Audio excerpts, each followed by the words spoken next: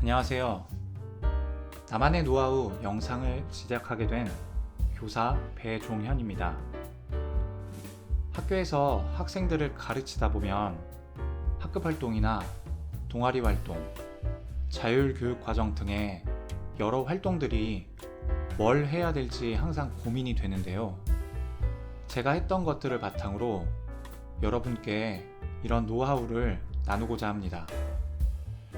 제가 했던 활동 중에서 특히 제가 재미있게 즐겼던 그런 활동을 한번 소개하려고 하는데요. 이 영상의 순서는 다음과 같습니다. 먼저 소개해주고 싶은 보드게임 하나를 말씀드리려고 하고요. 이 보드게임의 특징과 하는 방법들을 좀 이야기 드리려고 합니다. 거기에 더해서 연계 활동으로 하면 좋을 것을 한번 이야기하면서 여러분께 저의 경험을 말씀드리겠습니다. 제가 소개할 보드게임은 This War of Mine 이라는 전쟁과 관련된 보드게임입니다. 최근에 전쟁에 관한 뉴스가 자주 보이다 보니까 더 관련이 있다 싶어서 함께 이야기를 나누고 싶었는데요. 많은 것들을 경험할 수 있는 그런 좋은 보드게임이기 때문에 한번 이것에 대해서 말씀을 드리고 싶었습니다. 먼저 이 보드게임에 대해서 간략히 좀 설명을 드리겠습니다. 이 보드게임은 폴란드에서 어떤 한 개발사가 만든 게임인데 PC게임이 먼저 인기가 있었어요. 그러다 보니까 종이 보드게임으로도 이렇게 나오게 됐습니다. 이 보드게임의 특징은 전쟁에서 민간인들이 어떻게 생존해 가는지 이것을 중점적으로 다루고 있는데요. 그것 때문에 민간인들의 전쟁의 경험, 현실, 굶주림, 생존, 고난 이런 것들을 간접적으로 체험해 볼 수 있는 좋은 게임이라고 생각합니다.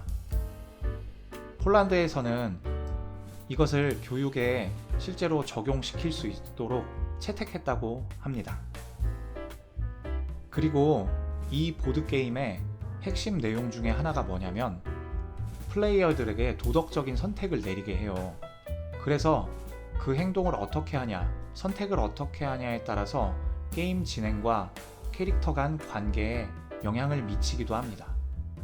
그런 것들이 잘 구현되어 있기 때문에 저도 재미있게 즐겼고 여러분들도 함께 즐겨보시길 바랍니다. 이 보드게임을 플레이하는 방법에 대해서 간단하게 설명을 드리겠습니다. 먼저 보드게임 상자를 열면 많은 도구들이 들어 있습니다. 거기에 집과 같이 생긴 보드판이 있어요. 거기에 글씨에 맞는 카드들을 올려놓고 그리고 나서 어떤 것들을 처음에 물건에 올려놓어라 라고 설명이 되어 있는 것이 있는데 그것들을 다 올려두고 그리고 처음에 시작할 캐릭터 3명을 선택해서 세팅해 놓으면 시작할 준비가 다 된 것입니다. 이 캐릭터 3명을 시작으로 전쟁이 종료될 때까지 생존해 가는 것이 이 게임의 목표입니다. 그런데 하루를 7단계로 나누어서 그 한 단계 한 단계를 거치면서 어떤 행동을 하게 됩니다. 그 7단계에 대해서도 간단하게 말씀드릴게요. 아침 단계에서는 어떤 사건이 발생하고 그리고 추위가 점점 심해지는 그런 일들이 발생합니다. 낮 단계에서는 거주지를 정비하던가 아니면 물품을 거래하던가 아니면 물품을 제작하는 여러 행동 단계가 시작이 됩니다. 해질녘 단계에서는 물과 음식을 섭취하는데 물과 음식을 먹지 못한 캐릭터는 굶주리거나 비참함이 늘어나거나 이런 페널티를 받게 됩니다. 저녁 단계에서는 각 캐릭터마다 휴식을 취할지 경계를 설지 아니면 수집하러 나갈지를 결정하는데요. 수집하러 나가는 선택을 하게 된다면 다음 단계인 수집 단계를 진행할 수 있습니다. 수집 단계에서는 임의의 장소를 선택해서 자원 수집 활동을 하는데요. 탐색을 통해서 그곳에 있었던 거주자를 만나기도 하고요. 아니면 물품을 발견해서 그것들을 가져올 준비를 할 수 있습니다.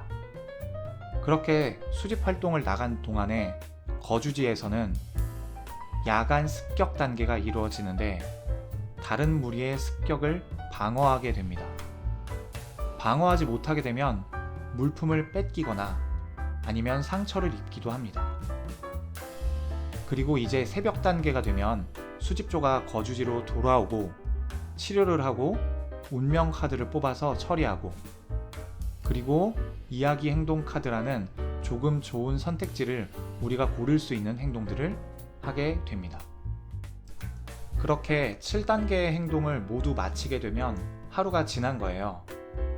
이렇게 하루하루 버티면서 전쟁 종료까지 생존해 가게 됩니다. 이 게임 방법 중에서 좀 독특한 게 있는데요. 한 사람에게 하나의 캐릭터를 할당해서 행동하는 게 아니라 함께 플레이하는 여러 사람의 결정을 모아서 최종적인 캐릭터마다의 행동을 결정하게 됩니다. 그래서 한 명이어도 충분히 게임이 가능하고 2명 이상이라면 진행을 하다 보면 많은 의사소통을 할 수밖에 없습니다. 그 외에도 여러 가지 장점이 있지만 직접 경험해보면 좋으실 것 같습니다. 이 게임 자체가 시간이 오래 걸리기 때문에 활동으로 계속해서 이어서 하는 것이 좋은데요. 그래서 규칙을 잘 익힌 숙련자가 옆에 있으면 조금 편합니다. 그리고 전쟁에 관련된 것이기 때문에 학생들이 활동으로 하게 된다면 진지하게 임할 수 있도록 안내해 주시면 좋을 것 같습니다. 그리고 이 게임에서 스크립트북이라는 글귀를 찾아서 읽는 경우가 많은데 온라인 버전이 존재합니다. 이것을 편하게 보기 위해서 온라인 버전의 스크립트북을 찾아서 살펴보셔도 좋습니다. 자, 그러면 이 게임 이후에 연계 활동으로 어떤 것을 하면 좋을지에 대한 말씀을 드리려고 합니다. 첫 번째로는 이 게임에 도덕적인 선택의 상황들이 많이 발생하다 보니까 그 상황들에 대해서 토론 활동을 진행하면 좋을 것 같아요. 그런 현실적인 상황에 대한 의견을 나누고 활동을 하고 기록을 하면 좋습니다. 두 번째로는 당연히 글쓰기가 있겠죠. 각자 느끼는 부분을 글쓰기로 해도 좋을 것 같습니다. 요즘은 그런 활동들을 하는 경우도 많던데 이야기를 바탕으로 또 다른 영상을 제작한다던가 다른 스토리를 구상한다던가 이런 활동을 해도 좋을 것 같습니다. 세 번째로는 게임에서 다뤄진 주제와 관련된 연구 프로젝트를 수행하도록 할 수 있습니다. 예를 들면 전쟁의 역사, 인간의 심리, 인권 이런 것들을 조사하고 발표하는 프로젝트를 제시해도 좋을 것 같아요. 이외에도 다양한 활동들이 있을 텐데 선생님들의 많은 노하우로 연계 활동을 재밌게 꾸려간다면 도움이 되리라 생각합니다.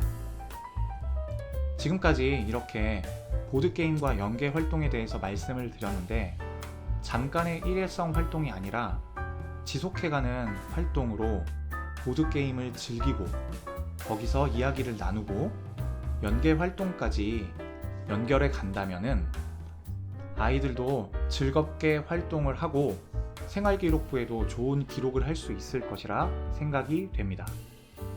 이렇게 게임 자체로 즐거움을 주는 것, 이걸로 멈추는 게 아니라 교육적으로 활용할 수 있다면 의미가 있을 것이라고 생각해서 영상을 통해서 이 내용을 공유하려고 했습니다. 학생들의 흥미와 필요를 모두 만족시키는 그런 재미있는 교육, 즐거운 교육을 하는 교사분들이 되시길 바랍니다. 시청해 주셔서 감사합니다.